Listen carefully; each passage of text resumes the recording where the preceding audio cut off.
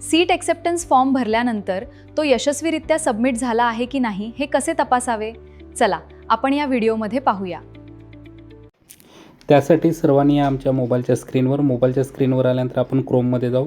क्रोममध्ये CET sale टाकू. CET sale टाकल्यानंतर तुमच्यासमोर CET सेलची वेबसाईट ओपन होईल. वेबसाईट ओपन आली की त्या ॲडमिशन पोर्टल 26-27 आहे त्यावर क्लिक करा.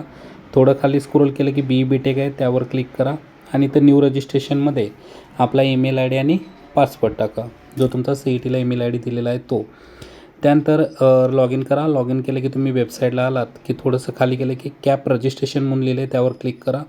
टेक्निकल एज्युकेशनवर क्लिक करून UG इंजिनिअरिंगवर क्लिक करा.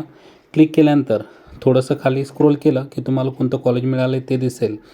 त्याचबरोबर तुम्हाला इथे 4 स्टेप दिसतील आणि 4ही स्टेप जर तुमच्या ग्रीन असतील तर तुमची प्रोसेस पूर्ण झाल्याची समजावी. तर अशाच महत्त्वपूर्ण माहितीसाठी चॅनलला सबस्क्राईब करा. थँक्यू.